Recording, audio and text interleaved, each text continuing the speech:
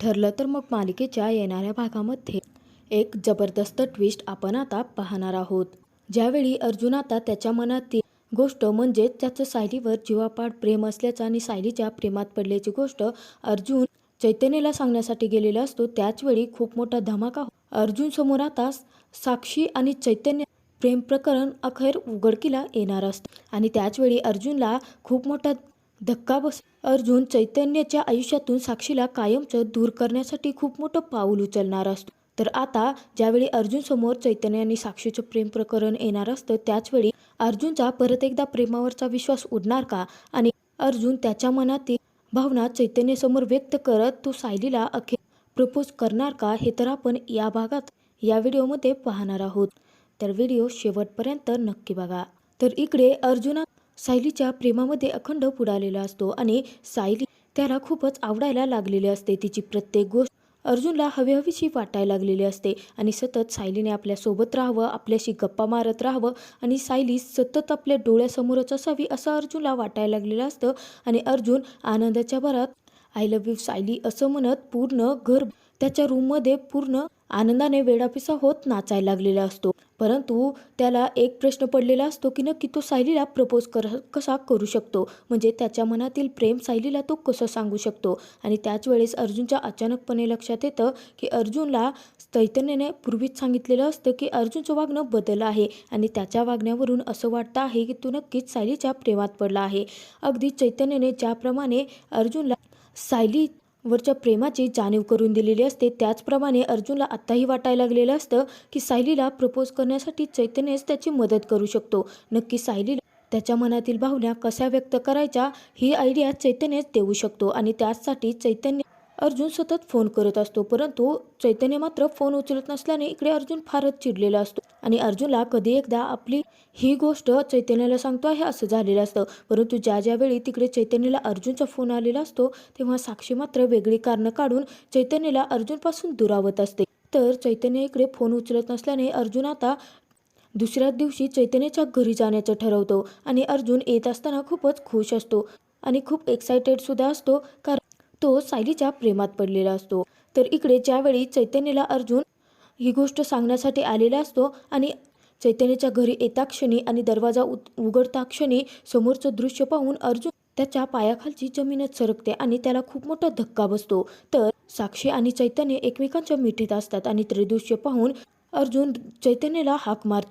तेव्हा चैतन्य सुद्धा अर्जुनला पाहून खूपच घाबरलेला असतो आणि अर्जुन लगेचच चैतन्यकडे जातो आणि हे काय आहे आणि ही मुलगी तुझ्या घरात काय करते आहे, नक्की तुझं काय चाललं आहे चैतन्य असं विचारायला लागतो. आणि तर जेव्हा इकडे अर्जुन चैतन्याला चहा विचारत असतो तेव्हा चैतन्य मात्र मान खाली घालून उभा असतो. चैतन्य काहीच बोलत नसल्याने अर्जुन सतत चैतन्याला प्रश्न विचारत असतो आणि म्हणायला लागतो की नक्की काय चाललं आहे चैतन्य, ही मुलगी तुझ्या घरात आणि तुझ्या मिठीत काय करते, नक्की माझ्यापासून कोणत्या गोष्टी तू लपवत आहेस चैतन्य. तेव्हा चैतन्य आता अर्जुनला खूप मोठा धक्का देत आणि खूप मोठा धमाका करत सांगायला लागतो की साक्षी आणि माझे एकमेकांवर खूप प्रेम आहे आणि आम्ही दोघं लग्न सुद्धा करणार आहोत. जेव्हा ही गोष्ट अर्जुन ऐकतो त्याच वेळी अर्जुन डायरेक्ट कोमात जातो आणि चैतन्य असं कसं काय करू शकतो आणि मैत्रीमध्ये अशी दगाबाजी का केली असेल अर्जुनला प्रश्न पडलेला असतो. तर अर्जुन लगेचच चैतन्याची समजूत काढायला लागतो आणि म्हणायला लागतो की ही मुलगी काय काय करू शकते हे आपण वात्सल्य आश्रम मर्डर केसमध्ये पाहिलं आहे चैतन्य. आणि ही लोक तुला वाटतंय तितकी चांगली नाही, ही लोक खुनी आहेत आणि सर्व काही तुझ्या डोळ्यासमोर असून सुद्धा ते सर्व नजरअंदाज करून तू असं कसं काय पाऊल उचलू शकतोस असं अर्जुन म्हणायला लागतो. परंतु चैतन्य अर्जुनला सांगायला लागतो की मला आता काहीच ऐकायचं नाही आहे कारण माझं साक्षीवरती प्रेम आहे आणि साक्षीचं सुद्धा माझ्यावरती आहे आणि ही गोष्ट कधी ना कधी अर्जुन मी तुला सांगणारच होतो. तर अर्जुन चैतन्याला म्हणायला लागतो की नक्की तुला काय झालं आहे चैतन्य, तू असं कसं काय वागू शकतोस, यांनी तुला धमकी दिली आहे का, तू यांच्या कोणत्या चाळ्यात तरी अडकला नाही आहेस, असं असेल तर मला सांग. आपण दोघे इतक्या दिवसापासूनचे मित्र आहोत आणि इतकी मोठी गोष्ट तू माझ्यापासून कशी लपवलीस चैतन्य. माझी प्रत्येक सिक्रेट्स तुला माहिती आहेत आणि तुझ्या प्रत्येक गोष्टी मला माहिती आहेत, मग ही गोष्ट.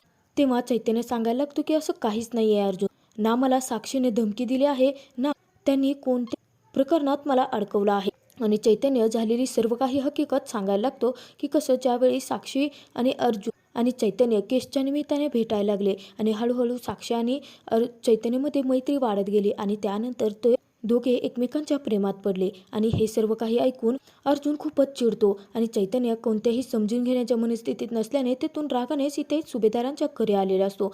तेव्हा अर्जुनची वाढलेली चिडचिड पाहून सायली लगेचच अर्जुनकडे वरती रूममध्ये येते आणि दरवाजा लावून अर्जुनला नक्की चिडण्याचं कारण विचारायला लागते. तेव्हा अर्जुन खूपच चिडायला लागतो आणि म्हणायला लागतो, हा चैतन्य डोक्यावर पडला आहे का?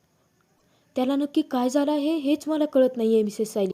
तेव्हा सायली विचारायला लागते की अर्जुन सर नक्की काय झालं आहे आणि तुम्ही इतके रागात का आहात? तेव्हा अर्जुन म्हणायला लागतो, मिसेस सायली चैतन्यामुळे. आणि तुम्हाला माहिती आहे का, मी ज्यावेळी चैतन्य इकडे फोन उचलत नव्हता म्हणून मी त्याला भेटण्यासाठी त्याच्या घरी गेलो. खरं तर गेलो ना, हे माझ्यासाठी चांगलंच झालं, कारण तिथे जाऊन चैतन्याचा खोटा चेहरा तरी माझ्या डोळ्यासमोर आला. तेव्हा सायलीला लक्षात येतं की नक्कीच या दोघांमध्ये काहीतरी बिनसलं आहे. परंतु चैतन्य भाऊजींनी असं काय केलं आहे की अर्जुन सर इतके त्यांच्यावरती चिडले आहेत? तेव्हा अर्जुन म्हणायला लागतो की मिसेस सायली, तो त्या साक्षी शिकरेच्या जाळ्यात अडकला आहे.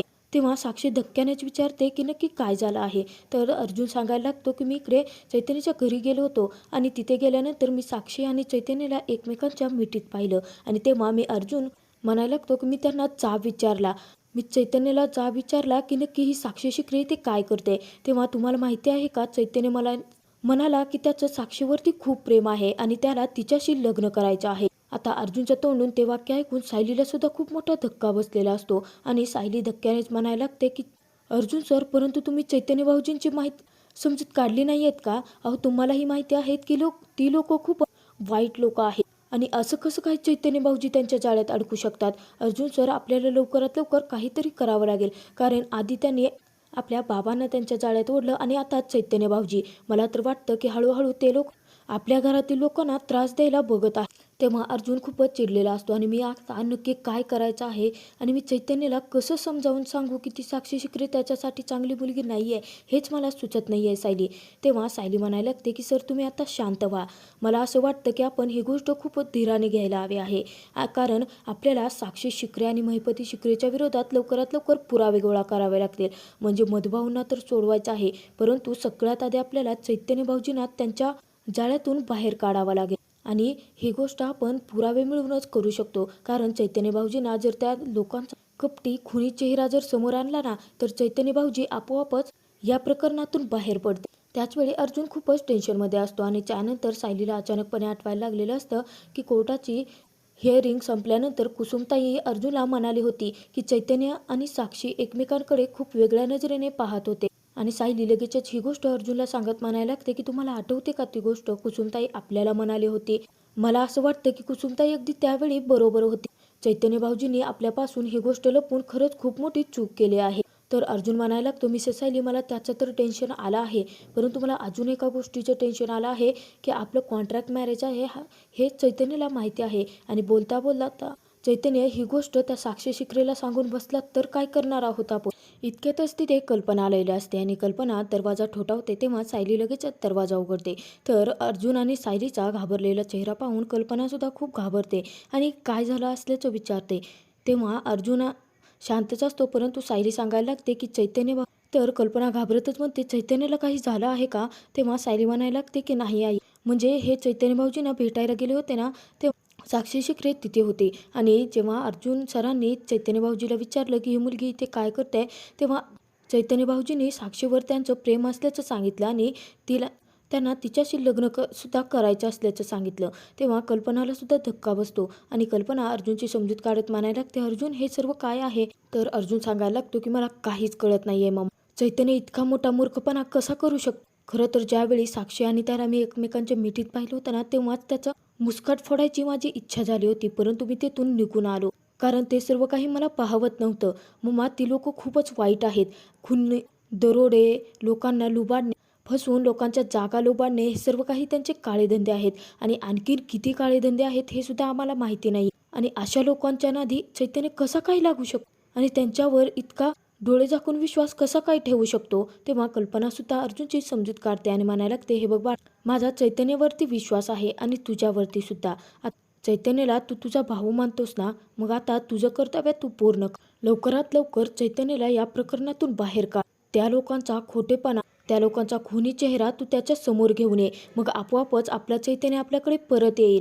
तेव्हा अर्जुन म्हणायला लागतो की मला माहीत नाही मम्मा, मी आता काय करणार आहे. तेव्हा सायली म्हणायला लागते की अर्जुन, मी आणि आई तुमच्या सोबत आहोत. आता आपण तिघे मिळून चैतन्य भाऊजीला साक्षीच्या जाळ्यातून बाहेर काढायचं आणि लवकरात लवकर पुरावे गोळा करायचे. तर आता अर्जुनला सायली आणि कल्पनाचं म्हणणं तर पटलेलं असतं, परंतु अर्जुन आणि सायली दोघे मिळून आता साक्षी आणि महिपतीच्या विरोधात पुरावे कसे मिळवणार आणि त्यानंतर ते पुरावे चैतन्याला दाखवून त्याला साक्षीच्या जाळ्यातून बाहेर कसं काढणार, हे आपण येणाऱ्या भागातच पाहणार.